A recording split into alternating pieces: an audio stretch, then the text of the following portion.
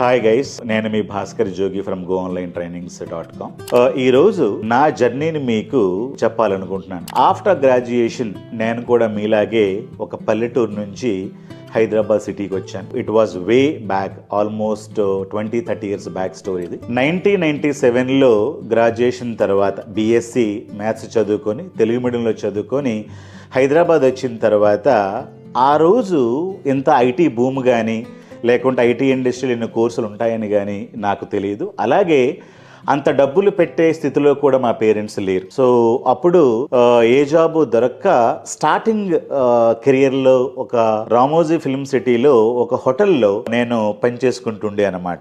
That is where I started my life అనమాట. ఒక 3 years వరకు కూడా హోటల్ ఇండస్ట్రీలోనే హోటల్ మేనేజ్మెంట్ డిప్లొమా సర్టిఫికేషన్ కూడా అక్కడే చేసుకొని అందులోనే నేను ఉండడం జరిగింది. సో ఇయర్ 2000 వరకు కూడా అలాగే జరుగుతూ ఉంది. శాలరీ కూడా 1000 రూపీస్ 1500 రూపీస్ పర్ మంత్ సంపాదించుకునే స్టేజ్ నుండి ఒకసారి ఏమైందంటే మా ఇంటి పక్కన ఉండే ఒక ఫ్రెండ్ ఆస్ట్రేలియా నుంచి వచ్చాడు. మనం మాట్లాడుతూ ఏమన్నాడంటే, భాస్కర్ నువ్వు బీఎస్సీ చేసావు కదా, బట్ ఎందుకు హోటల్ ఇండస్ట్రీలో ఉన్నావు?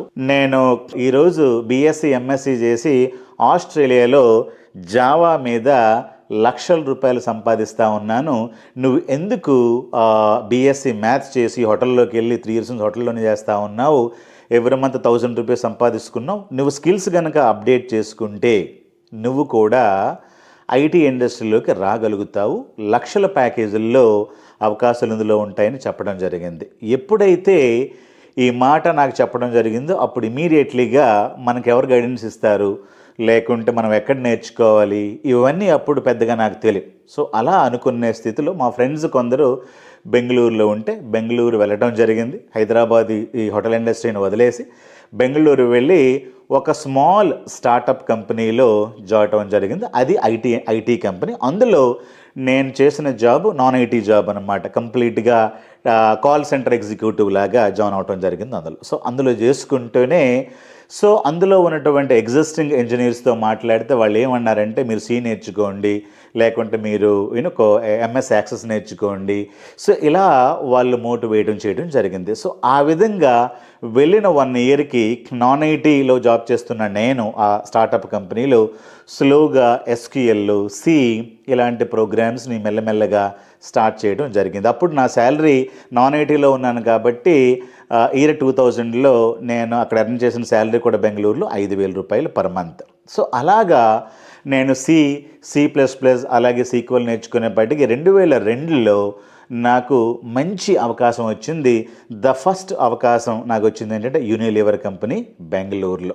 అందులో డైరెక్ట్ శాలరీ నాకు వచ్చింది ఎస్క్యూఎల్ మీద 40,000 రూపీస్ శాలరీ వచ్చింది. అంటే నాన్ ఐటీలో ఉన్నటువంటి ఒక అబ్బాయి, అది కూడా హోటల్ ఇండస్ట్రీలో ఒక 3 years చేసిన అబ్బాయి, ఒక సజెషన్, ఒక రోడ్ మ్యాప్ తీసుకొని ప్రాపర్గా వెళ్ళి స్లోగా స్టార్ట్ చేస్తే ఒక 2-3 yearsలోనే నా శాలరీ 5,000 నుంచి 40,000 రూపాయలకు వెళ్ళింది. అక్కడి నుంచి నా ఐటీ ఇండస్ట్రీ జర్నీ స్టార్ట్ అయింది. తర్వాత చాలా కంపెనీస్కి నేను పనిచేశాను. అలాగలాగా అక్కడి నుంచి సీక్వెల్ నుంచి ఎంఎస్బిఐ, బిఐ నుంచి power BI, data analytics, data engineering, data science, cloud, అలా టెక్నాలజీస్ లాస్ట్ 25 yearsలో నేను నేర్చుకుంటూ గ్రో అవుతూ మంచి మంచి కంపెనీస్లో పనిచేశాను. యూనిలివర్ నుంచి TVS Motors, Daimler Chrysler Bengaluru, తర్వాత పట్నీ కంప్యూటర్ చెన్నై, హైదరాబాద్లో ఎక్సెంచర్లో పనిచేశాను. తర్వాత మైక్రోసాఫ్ట్ హైదరాబాద్లో కూడా పనిచేయడం జరిగింది. అంటే మీరు starting point is not so important అని నేను ఇప్పుడు అంటూ ఉంటాను. Abraham Lincoln was a shoe maker. ఒక షూ మేకర్గా స్టార్టింగ్ చేశాడు అతని కెరియర్ని. బట్ ఈరోజు అతను వెళ్ళింది ప్రెసిడెంట్ ఆఫ్ అమెరికాగా వెళ్ళాడు. అలాగే మోడీని తీసుకున్నా కూడా ఒక ఛాయ్ వాలాగా రైల్వే స్టేషన్లో కనిపిస్తారు. సో మనకేం అర్థం కావాలి అంటే, మనకి స్టార్టింగ్ పాయింట్తో పని లేదు. మీరు హోటల్లో పని చేసుకున్నారా, మీరు ఫార్మాలో పని చేశారా, హౌస్ వైఫ్గా 10 ఏళ్ళు ఉండిపోయారా, లేకుంటే బ్యాంకింగ్లో ఉండి ఒక 20,000 సంపాదిస్తున్నారా, అది మనకి ఇంపార్టెంట్ కాదు. వేర్ వీ హ్యావ్ రీచ్డ్ అనేది ఇంపార్టెంట్. బట్ ఇంపార్టెంట్ మనకి ప్రాపర్ డెస్టినేషన్లోకి రావాలి అనుకుంటే ప్రాపర్ మెంటార్స్, ప్రాపర్ గురూస్ మనకు ఉండాలి. సో చాలామంది ఏమనుకుంటారంటే, నేను ఈజీగా వెళ్ళి ఏదో కోర్సు నేర్చేస్తే నేను ఈజీగా అయిపోతానంటారు. నా జర్నీలో నేను బెంగళూరులో ఒక స్టార్టప్ కంపెనీలో పనిచేసానని చెప్పాను కదా, అక్కడ నాకు ఒక మంచి మెంటర్ మిస్టర్ శ్రీనివాసన్ రంగనాథన్ గారు, ఆ కంపెనీ హెడ్, ఆయన నాకు పరిచయం అవ్వడం జరిగింది. ఆయన మెంటారింగ్లో ఆయన ఐఐటి మెడ్రాస్లో మ్యాథ్స్ చేశారు, ఐఐటి మెడ్రాస్. అలాగే ఐఐఎం బెంగళూరులో ఎంబీఏ చేసి పెద్ద పెద్ద కంపెనీల్లో సిటీ బ్యాంక్లో ప్రెసిడెంట్గా, సిటీ బ్యాంక్లో వైస్ ప్రెసిడెంట్గా ఉన్నారు, విప్రోలో ప్రెసిడెంట్గా పనిచేశారు. అలాంటి వ్యక్తి బయటకు వచ్చి ఒక స్టార్టప్ పెడితే ఆయనతో నేను ఒక 10 years పనిచేసే అవకాశం వచ్చింది. కాబట్టి ఆయన నాకు బాగా మెంటారింగ్ చేయటం వలన ఈరోజు ప్రాపర్ మెంటారింగ్తో మంచి అవకాశాలని నేను సృష్టించుకున్నాను. నేను బెంగళూరు వెళ్ళినప్పుడు ఇంగ్లీష్ కూడా సరిగ్గా మాట్లాడలేని పరిస్థితిలో ఉండేవాడిని, రైట్?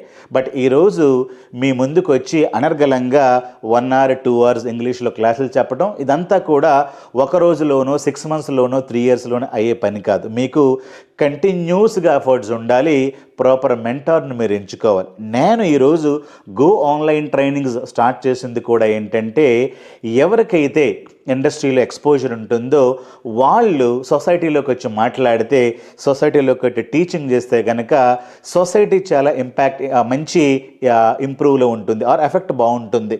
మీరు అమీర్పేటలో వెళ్ళి ఒక ఫ్యాకల్టీకి అసలు టీచింగ్ క్యాపబిలిటీస్ లేకపోయినా, వర్క్ ఎక్స్పీరియన్స్ లేకపోయినా, ఆ ఫ్యాకల్టీ దగ్గర మీరు ఏమైనా నేర్చుకున్నా కూడా ప్రాపర్గా నేర్చుకునే అవకాశం మీకు ఉండదు. కాబట్టి మాలాంటి ఎక్స్పర్ట్స్ ఇండస్ట్రీలో వర్క్ చేసి బయటకు వచ్చి ఏ స్థితిలో అయితే మేము మా లైఫ్ని మొదలుపెట్టామో అదే స్థితిలో మీరు కూడా ఉన్నట్లయితే మాలాంటి మెంటార్స్ని, గురువుస్ని ఉపయోగించుకొని చాలా మంచి టెక్నాలజీస్ ఈ రోజుల్లో కూడా మీరు ఇంటి దగ్గర నుంచి నేర్చుకోవచ్చు.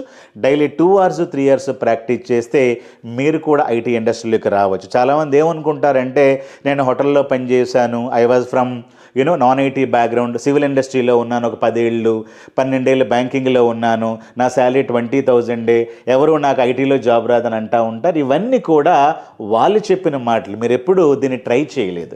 మీరు ట్రై చేస్తేనే అందులో ఉన్న నిజాలు భయపడతాయి, మనకు తెలుస్తాయి, మనం కూడా బలపడతాయి. సో మనం ప్రాక్టీస్ చేయకుండా ఎవరి మాటలు నమ్ముకొని కనుక కూర్చుంటే మనం ఎప్పటికీ ఏమీ సాధించలేం. సాధించాలంటే మీకు పట్టుదల ఉండాలి. So anybody can start anything at any point in time.